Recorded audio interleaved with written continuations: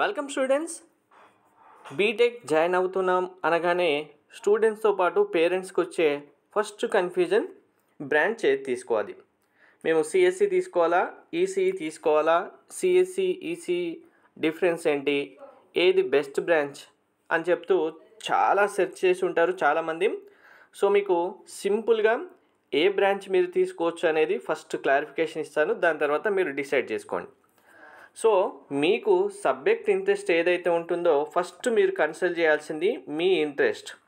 మీకు సిఎస్సి పైన ఇంట్రెస్ట్ ఉంటే సిఎస్సికి అయితే వెళ్ళండి. ఈసీఈ సబ్జెక్ట్ పైన ఇంట్రెస్ట్ ఉంటే ఈసీఈకి వెళ్ళండి కంపల్సరీగా, ప్రాబ్లం ఏమీ లేదు. సో ఇక్కడ డిఫరెన్స్ ఎక్కడ వస్తుంది మరి సిఎస్సికి ఈసీఈ కంటే మీకు క్లారిటీగా చెప్తాను చూడండి. మీరు సిఎస్సి తీసుకుంటే కనుక గవర్నమెంట్ జాబ్స్కి ఎలిజిబుల్ అవుతారంటే నో. అదే ఈసీఈ తీసుకుంటే గవర్నమెంట్ జాబ్స్కి మీకు ఎలిజిబుల్ అవుతారు.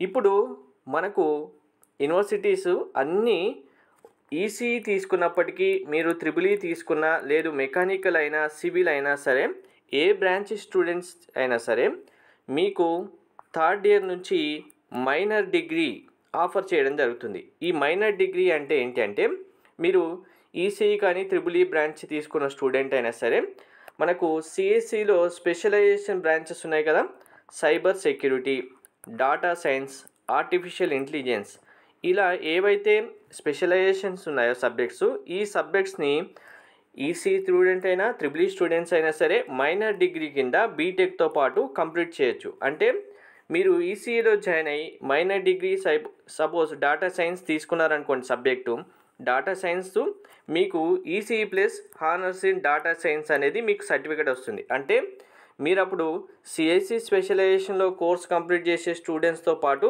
మీరు కూడా ఈక్వల్గా అవుతారు, ఈ బ్రాంచెస్ ఏవి తీసుకున్నప్పటికీ మైనర్ డిగ్రీ మీరు కంప్లీట్ చేస్తే. సెకండ్ వన్, సిఎస్సి తీసుకుంటే సాఫ్ట్వేర్ జాబ్స్కి వెళ్ళొచ్చా? ఎస్, ఫస్ట్ 100% సిఎస్సి ద్వారా సాఫ్ట్వేర్ జాబ్కి వెళ్ళొచ్చు అనేది అందరికీ తెలుసు.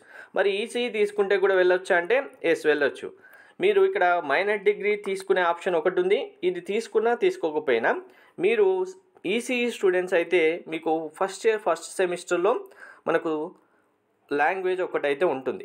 మనకు సి అయినా C++ అయినా సరే, పైథాన్ అయినా సరే, ప్రోగ్రామింగ్ లాంగ్వేజ్ ఒకటి కంపల్సరీ ఉంటుంది. ఆ తర్వాత నుంచి మీకు ఇప్పుడు ఏ సబ్జెక్ట్స్ అయితే సిఎస్సి బ్రాంచ్లు ఉంటాయో అవన్నీ ఇంకా మీకు టచ్ ఉండవు. కానీ మీరు కూడా సాఫ్ట్వేర్ జాబ్కి కంపల్సరీగా వెళ్ళాలి అనుకుంటే మీ కోర్ బ్రాంచ్ ఈసీఈ త్రిబుల్ మెకానికల్తో పాటు మీ స్కిల్స్ ఇంప్రూవ్ చేసుకోవాలి.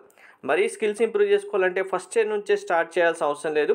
మీరు సెకండ్ ఇయర్ సెకండ్ సెమిస్టర్ అయినా, almost third year first semester అయినా సరే మీరు మీ టెక్నికల్ స్కిల్స్ ఇంప్రూవ్ చేసుకుంటూ ఉంటే, అంటే డేటాబేస్ కానీ, ప్రోగ్రామింగ్ నాలెడ్జ్ కానీ, తర్వాత వెబ్ టెక్నాలజీస్, ఇలా ఏదో ఒక్కొక్క స్కిల్స్ పైన మీరు ఎక్కువ ఫోకస్ చేసి ప్రతి ఒక్కటి నేర్చుకుంటూ ఉంటే మీరు కూడా సాఫ్ట్వేర్ జాబ్కి సిఎస్సి స్టూడెంట్స్ ఎలా అయితే ప్యాకేజ్తో వెళ్తున్నారో ఆల్మోస్ట్ అదే ప్యాకేజ్తో మీరు కూడా వెళ్ళొచ్చు.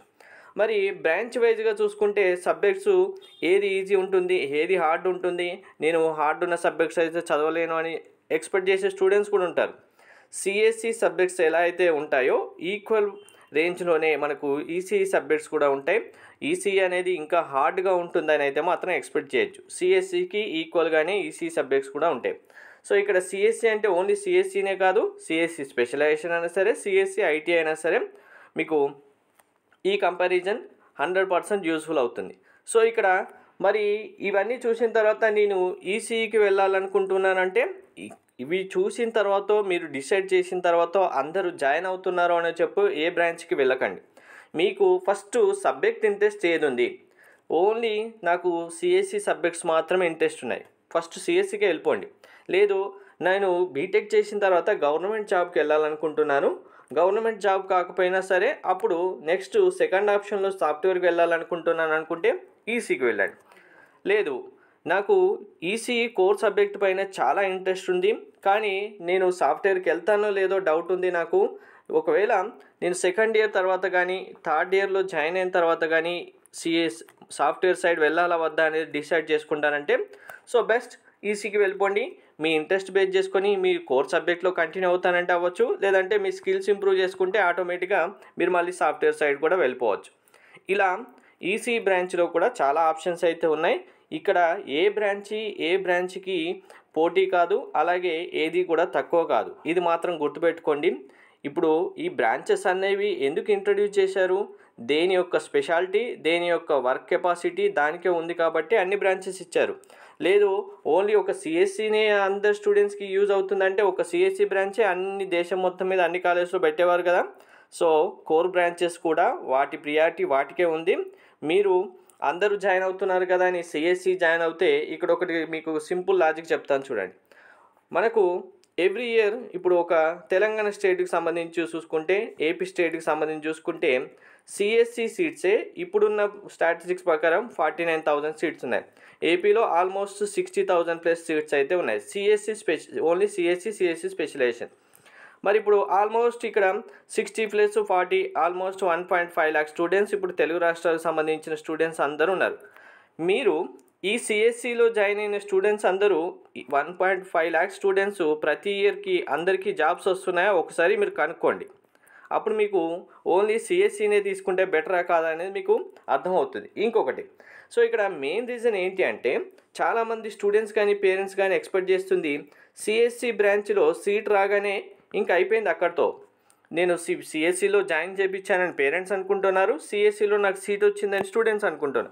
ఇక్కడితో స్టాప్ చేస్తున్నారు. ఇంకా సిఎస్సిలో సీట్ రావడం కాదు, మీరు first year, second year, third year, fourth year వరకు మీ యొక్క స్టడీ కంటిన్యూగా ఎలా అయితే ఇప్పుడు ఇంటర్మీడియట్ వరకు మీరు ఎంత ఫోకస్గా చదివారో ఫస్ట్ ఇయర్లో అంతే ఫోకస్గా ఉండాలి, థర్డ్ ఇయర్ వరకు అదే కంటిన్యూ చేయాలి, మీ పర్సంటేజ్ మెయింటైన్ చేయాలి, అలాగే మీ స్కిల్స్ కూడా ఇంప్రూవ్ చేసుకుంటూ ఉండాలి. ఇప్పుడు సిఎస్సిలో జాయిన్ అయ్యాం కదా అని రోజు కాలేజీకి వెళ్ళే చాలామంది స్టూడెంట్స్ అలాగే డ్రాప్ చేసేవాళ్ళు ఫస్ట్ ఇయర్లో 100% వెళ్తే సెకండ్ ఇయర్కి వచ్చేసరికి 70% అవుతారు, థర్డ్ ఇయర్కి వచ్చేసరికి 50%కే పడిపోతున్న స్టూడెంట్స్ అటెండెన్స్ కూడా ఉంది.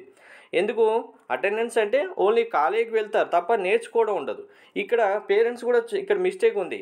సిఎస్సిలో కాలేజీలో జాయిన్ చేసామనగానే ఇంకా అయిపోయింది, మా స్టూడెంట్ని సీట్ వచ్చేసింది, ఇంకా సిఎస్సి జాయిన్ అయ్యారు, ఫోర్త్ ఇయర్ తర్వాత మంచి జాబ్ వస్తుంది, మంచి ప్యాకేజ్ వస్తుందని ఎక్స్పెక్ట్ చేస్తున్నాను.